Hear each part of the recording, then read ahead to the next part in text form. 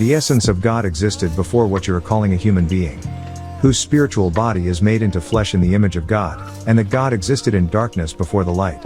This is clear in the Bible in Genesis 1:2, and the earth was without form and void, and darkness was upon the face of the deep, and the Spirit of God moved upon the face of the waters. It is clear that God was first in a spiritual form or ethereal and not a physical or flesh, but rather as John 1:14 says, and the Word was made flesh, so all physical things come from the spiritual. And the spiritual does not need the light of the sun to see. And that according to John 4:24, where it says, God is a spirit, and they that worship him must worship in spirit and in truth. And also in Philippians 3:3 it says, for we are the circumcision, which worship God in the spirit, and rejoice in Christ Jesus, and have no confidence in the flesh. God dwelled in darkness before he cut on the lights, and as in John 1:5, and the light shineth in the darkness, and the darkness comprehendeth it not. In John 1:4 it explains what that light was when it says in him was the life, and the life was the light of men. And in Philippians 3:3 the Greek word for rejoice is kakaiamai, meaning to glory, to boast, to rejoice, to have joy. This does not say to worship the flesh image of Jesus Christ, but rather that we are to worship the spiritual image of Theos, the Greek equivalent to the Hebrew Elohim. Yet the statement in Genesis 1:26-27 it states, and God, Elohim, said let us make man in our image after our likeness, and let him have dominance over the fish of the seas, over the fowl of the air, and over the cattle, and over all the earth, and every creeping thing that creepeth upon the earth. So God created man in his own image, in the image of God created he him, man and female created he them. However in Genesis 5:3, and Adam lived 130 years and begat a son in his own likeness after his image, and called his name Seth. But now if you read in Genesis 4:26 you will see where this son Seth, who Adam declared was in his image and after his own likeness, was originally claimed by God, Elohim, as his when it says, and Adam knew his wife again, and she bare a son and called his name Seth, for God said, she has appointed me another seed instead of Abel whom Cain slew. But man had to take the image away from God and give it to himself, and you have been worshipping your own image ever since.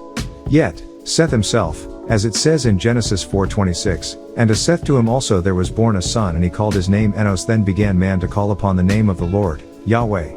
The very name of this son Enos translates from Hebrew Enosh and translates as mortal man, a person, mankind. With this selfish or self-indulgence demand of Adam you have been declared a human being, and your divinity has been cut off. Thus man began to worship things, objects, statues, shrines, black stones, crosses, crescents, and any physical thing that they can lay hands on. But most of all man worships images of himself as God.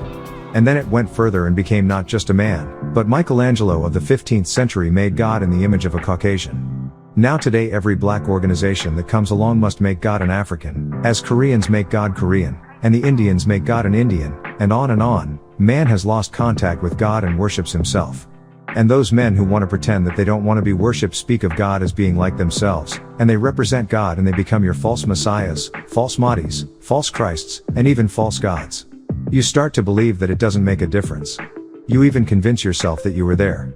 The reverends and ministers and pastors will have one hanging on their wall so that every time you visit their house you will see it.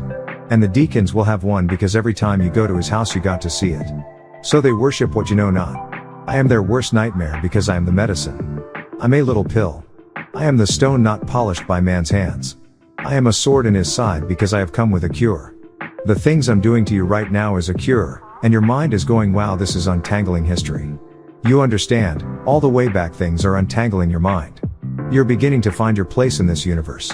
Once you do that you're going to turn on this big radio and you're going to hit their station. That's what everybody keeps talking about because Buddha is sitting around chanting Hama Hama. You have to chant so everybody's body can tune with this vibration. You have to dicker, so everybody gets in tune with this vibration. Isn't that what they all say? All you have to do is turn to the right station, and if we all tune in, that's it. The transformation takes place when we all become one again. When we start vibrating on the same rate and the same move with the same energy. When that happens you will be in tune with the Oversoul, and right in that Torah the heavens will open up. And you will see the mothership Nibiru come down prepared as a bride adorned for the groom. Revelation 21:2, which is you, male or female, don't get caught up in gender. And that is not going to ever happen until you stop that individualism. Realize it did not work for us as Ansars. It did not work for us as the Nation of Islam. It did not work for us as Moorish scientists. It will not work unless your eyes become one whole eye again. Unless you get the savor put back in your salt. Do you know what that means? The savor, the taste of us is gone with the bland shell. We have to get our vibes in tune. I'm vibing you up.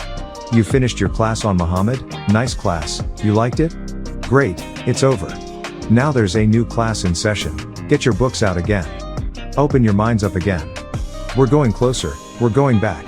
Now we got it. Islam is not that much knowledge, all the rest of it is trimmings.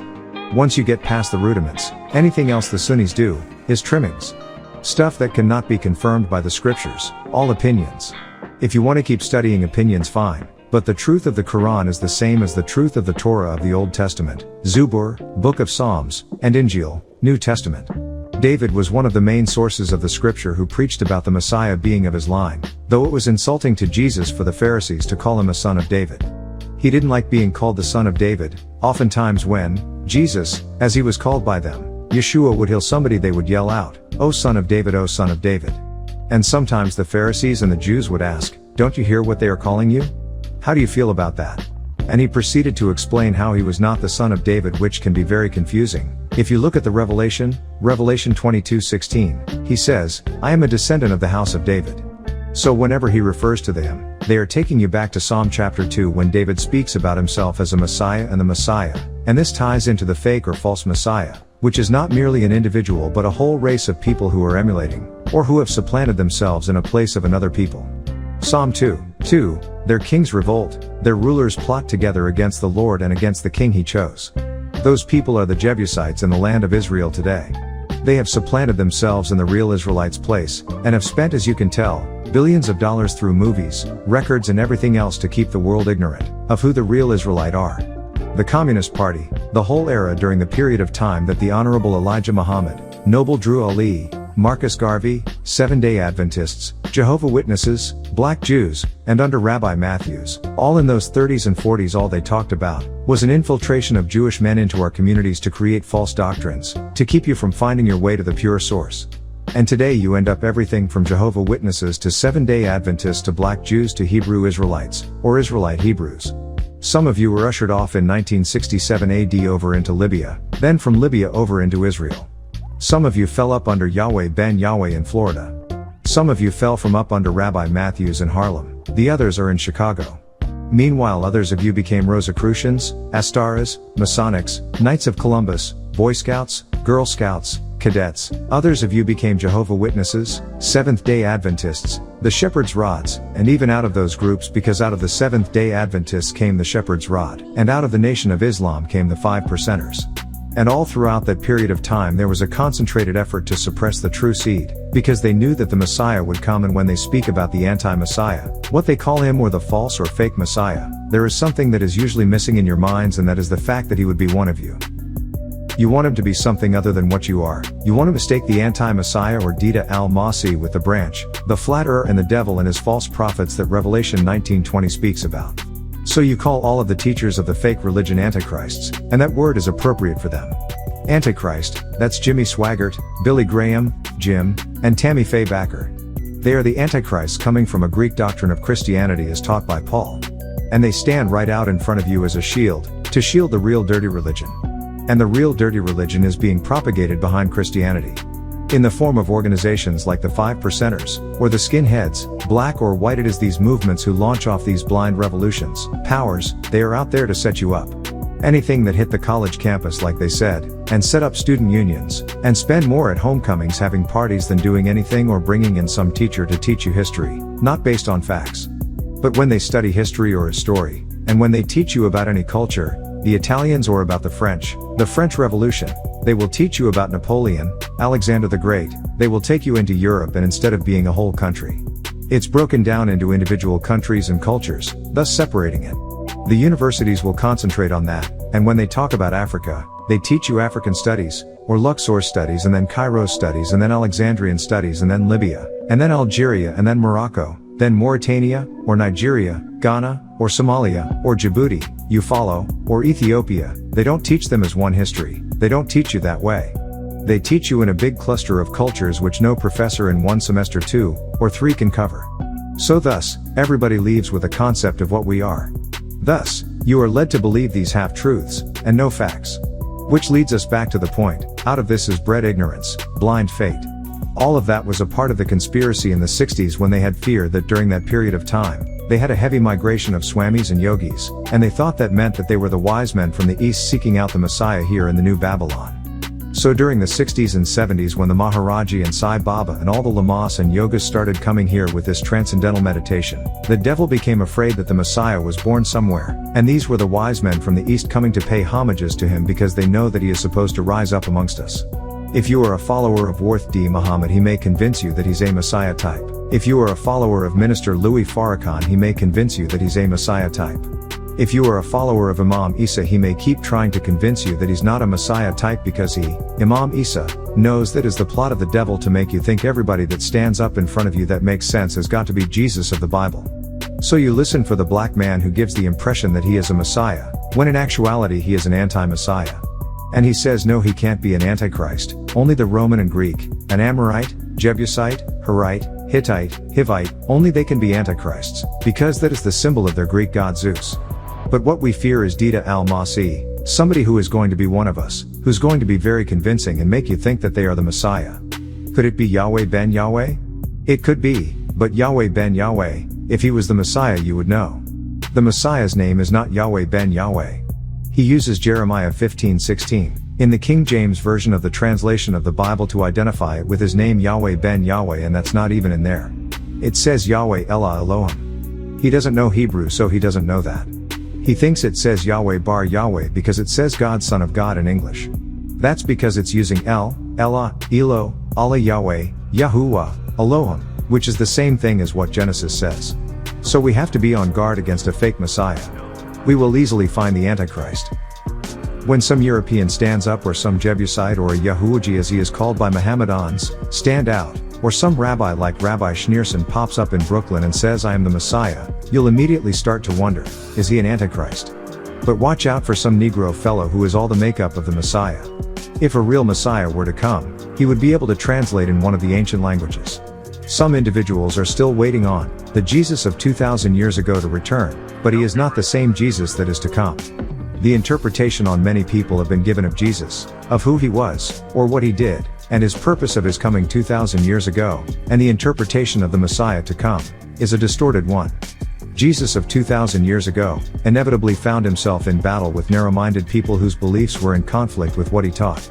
They either did not accept the guidance he brought or, after knowing it to be true, chose to ignore it in favor of pursuing power and riches.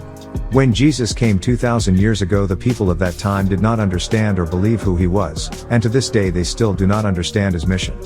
Besides the fact that they were deifying him, making him the creator, they completely misunderstood his message and the people to whom he was sent. But whether you know it or not, you stopped functioning 2,000 years ago. You base everything on events that took place around 2,000 years ago. You claim that he's coming back. You walk around in churches not going any further or making any real progress because you're waiting for his return. However, the pastors and the elder whom you put your faith in keep you bound to the church because he keeps saying we are progressing. But what they don't tell you is that it is impossible to progress with a 2,000-year-old religion, and if you think your preachers does not know this, then you are fooling yourselves. Religion is an escape from reality and the tool of the weak. What I mean by this is, religion keeps you aspiring for a place called heaven which is intangible. There are no guarantees that you are going there, and what is even more heartbreaking is that you will have to die or you will have to go through trials and tribulations before you can go there. Then they say Jesus came 2,000 years ago and will return. Well, you have been waiting 2,000 years and he has not returned yet. What you should be asking your pastors, teachers, preachers and imams is why hasn't he returned? They will not be able to answer you. They will not be able to give you facts.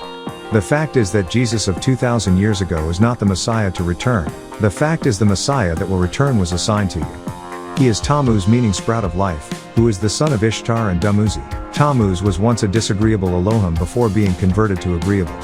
Tamuz, Jesus Christ, Yeshua bar David, not Yeshua bar Maryam, was called Adonis, Adonai meaning master, Lord became your God, and was assigned to oversee you and be your El Elo for 6,000 years. He tried to telepathically communicate with you.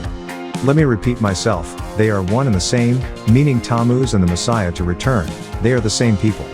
The story just changed as it was retold from place to place. However, this is the same Tamuz that your Bible speaks about in Ezekiel 8:14, and I quote, "Then he brought me to the door of the gate of the Lord's house, and behold there sat women weeping for Tamuz," thus making Tamuz and Jesus Christ the same person.